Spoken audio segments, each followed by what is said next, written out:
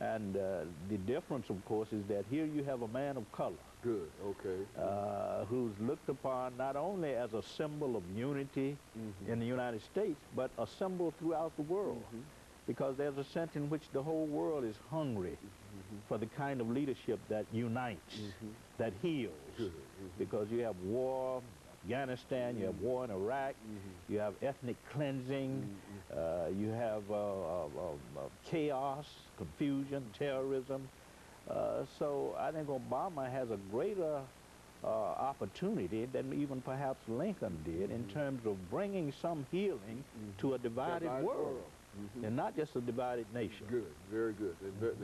And I think that's sort of a world kind of view in reference to his election. Yeah. And I'm almost sure that if there's such a positive point of view in reference to his election, there also ought to be quite a bit of positive things in terms of how people would like to help him to achieve some of the things that he wishes to achieve. Yes. The only thing that bothers me, I think we've attached this aura of messiahship to him. He has become a sort of messiah in the eyes of people around the world, and that can lend itself to unreasonable expectations. Problems aren't going to be solved simply by him coming into office.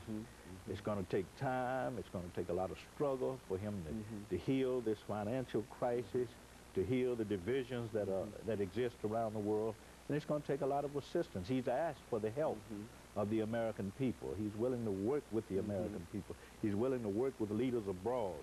So I think he represents hope for the future in terms of healing the great divides that separate us. We live in a world where the Muslim East stands against the Christian West, where Jews are at war with Muslims. And we need a person with his kind of charismatic, magnetic personality, his kind of sane leadership, wise leadership to sort of bring healing within these divisions. You know, one thing that Dr. Baldwin, is that there are so many people who somehow feel that unless something has been accomplished, through this administration, and that especially this financial situation, that it will be very, very difficult to deal with some of the problems that we have to deal with. And so how do you see this, the financial situation? Yes, I think you're quite right. Karl Marx was right, as you well know, when he's the economic determinist, when he talked about dealing with the economic roots of problems. If you can't deal with the economic roots of problems, then you can't solve the problems. So I think you're quite right, but I think his focus is correct. He's focusing on the middle class.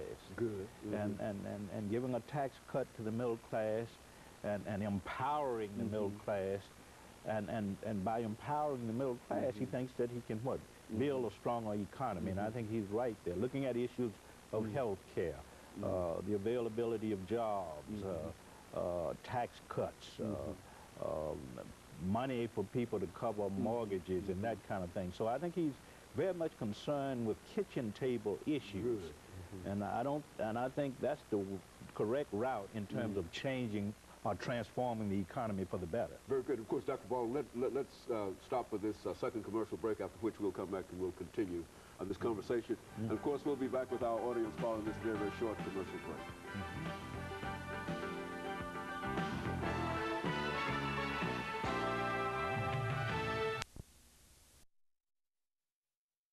The topic is the significance